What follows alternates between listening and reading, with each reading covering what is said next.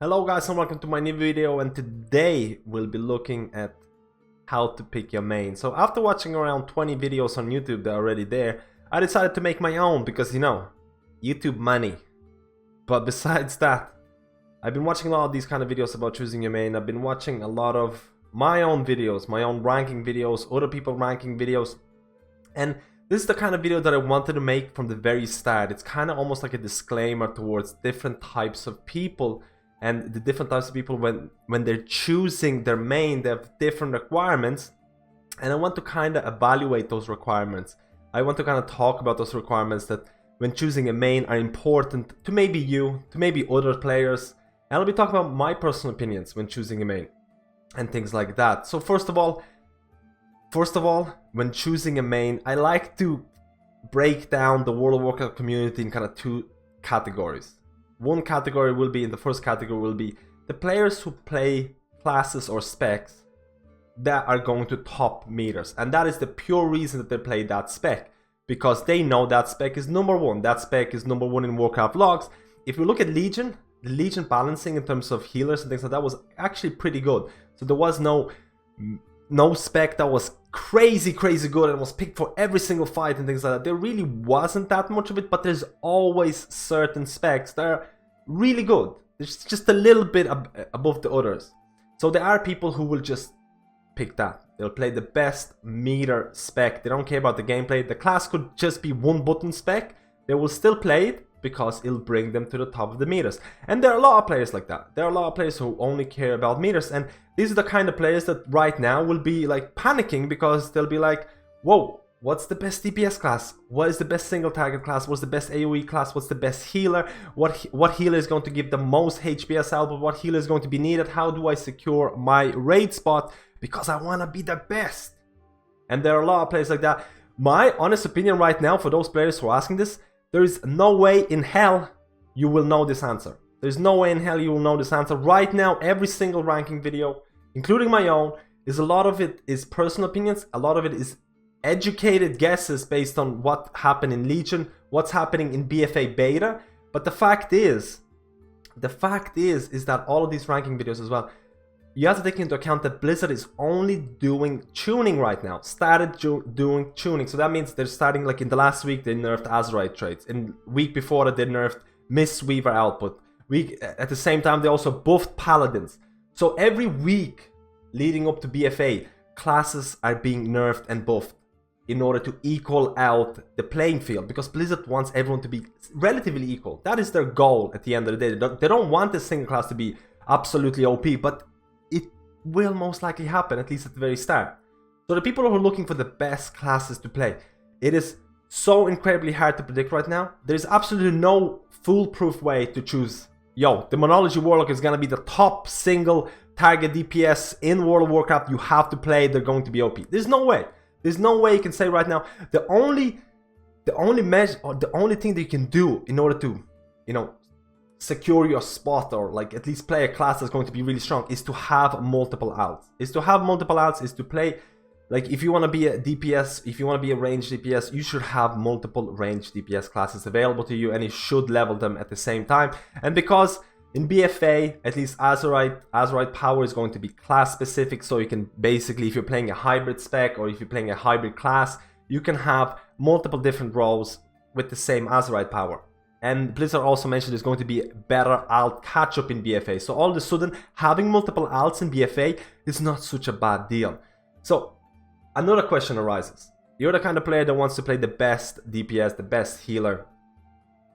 Should you really care about that? Should you really care about playing the best DPS, best healer? Because a lot of these ranking videos that have emerged, a lot of the ranking videos that will emerge in BfA, because it's going to take a couple of weeks to really know what class is going to be really strong. And even then, if a class is extremely strong, it'll most likely be nerfed by Blizzard. So you're never really secured in that spot as a player who's looking for the best. Now, I mentioned, should you really care? Because the fact is, if you're doing, like, if you're casual raider, if you're doing normal content, if you're doing heroic content, class balance is not a thing. It's not really a thing. If you were doing normal on Taurus and your guild told you to go Restoration Shaman because you need Spirit Link for that specific part, they are out of their minds. they're out of their minds, because I can tell you right now, normal, to some extent heroic, and to some extent late mythic progression guilds, they don't really rely on class balance as much as the world first guilds, because you really don't need that spirit link for normal content. You can do that content with any kind of group composition. In those kind of scenarios, skill above everything else. That's the way I rank it. How skillful a player is playing certain class is above how strong the class is, etc. The whole point of this video is that the difference between, let's say, some class who's perceived to be really good and some class who's perceived not to be so good, the difference between them is usually like a single cooldown. It's not that big of a difference. And if you're doing like heroic content and maybe you're not playing your class to the best extreme 100% proficiency or whatever, you will notice that maybe you don't even optimize that cooldown that makes your class really strong. Like, I do this example. I always include this example as Restoration Shamans, because Restoration Shaman power comes from Spirit Link, and a lot of people, top end progression guilds, will bring Shaman, at least one Shaman, purely to have that Spirit Link. And then let's say you're doing heroic boss, or you're in a heroic guild, and all of a sudden you're playing Restoration Shaman just to have that Spirit Link, and all of a sudden you notice that during the fight there really isn't that many moments where Spirit Link is going to be life saving, and all of a sudden you're playing a Restoration Shaman, even though you might not like Restoration Shamans at all, but you're playing it for the guild's sake, and you don't really need to do that. You screwed yourself into playing a class that you don't like when you don't really need to. So all of these rankings, all of these kind of groupings, comparison videos, they're based a lot to the top end guilds, the top end mythic raiders, because if you're top end mythic raider, if you're doing mythic plus to the very, very high extent, you're assuming that you're playing your class to the full maximum. You're assuming that your class is being optimized, and all of a sudden, in order to beat that boss who's extremely, extremely hard, skill is not a measurement, because it's assumed that everyone's having similar skill, everyone's optimizing a class, and all of a sudden a class with certain cooldown or better single target DPS or better AoE DPS becomes a better measurement, and all of a sudden, if you don't have that class available to you, you might be benched. So all the top end raiders, mythic raiders, have this problem, and I highly want to recommend for a lot of these people to have multiple classes. You have multiple classes that fill in the same kind of role. If you're a healer, if you want to be a healer, have multiple healers. If you're DPS, if you're melee DPS, have multiple melee DPS, and things like that. It's really, really important. Now we go on to the second type of player in World of Warcraft that I believe, and these are the kind of players that don't really care about the rankings. They might be more casual and things like that. They want to enjoy the game. They want to play the class who's extremely, extremely fun. But to the same extent, they also want to play a class that's perceived to be good. Because the fact is, in Legion and things like that, if you're doing like, and I've seen this happen, if you're doing like Mythic 15, 16, 17, not even extremely high keys, some of these groups, if you're playing like a Mistweaver Monk or something, they might say like, well, there were no Mistweaver Monks in MDI, so I don't know if we should bring Mistweaver Monk. There is this community perception towards what is a good class, and sometimes that drives players not being picked, which is completely stupid. It should never be like this, because like I mentioned, a lot of the classes in Legion and I can guarantee you it's going to be the same in BfA. A lot of the classes, or basically every single class, will be able to do that base mythic, will be able to do high content. Maybe not the top world first content, but they will be able to do that high content. And if you're a casual player, you really don't have to worry about that. You really don't have to worry about that, and you can play that class that you enjoy the most. But to the same extent, a lot of people do want to play that class that feels good, that's perceived to be good, because you get easier invites. Overall, my personal opinion, this is my personal opinion completely. You're welcome to disagree. You're welcome to leave comments and things like that. I enjoy healers the most. I enjoy hybrid classes the most. Hybrid is for me.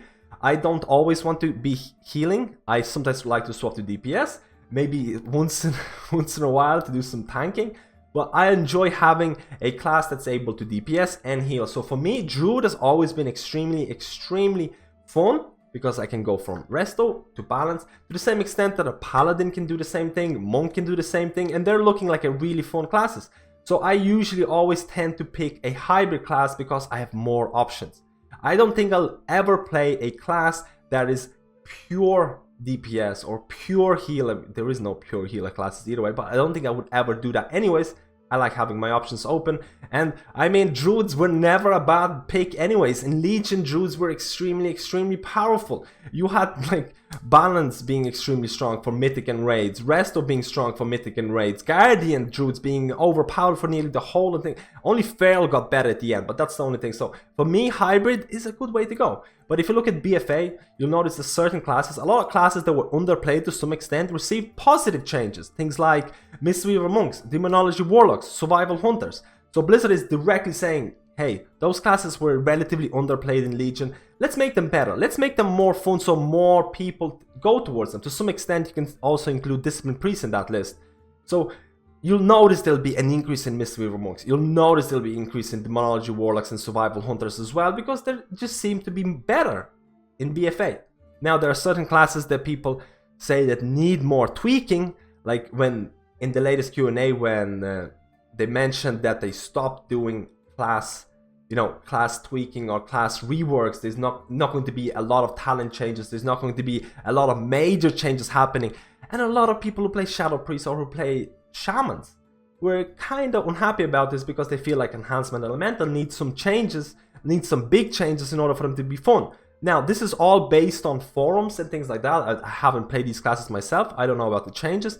But this is just the community right now is not liking those changes to those classes. So I'm not sure, like, I would love to hear your opinion about this. If you're playing Shadow Priest, if you're playing Enhancement, Elemental, Shaman, or whatever, do you enjoy where the class is heading in BfA?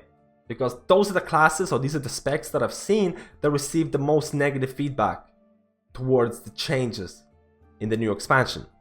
So overall, this whole video, you might have enjoyed this video, you might have thought this video was a complete waste of time. This is my honest warning to the people. It's an honest warning to the people who do watch a lot of these ranking videos, including my own ranking videos, because I've been doing ranking videos for a long time. And I get a lot of players coming in and saying, what is the best DPS? What is the best single target healer? What is the best whatever? I get these questions all the time, but a lot of the time my answer will be to you. Do you need to know that? Do you need to play the best class?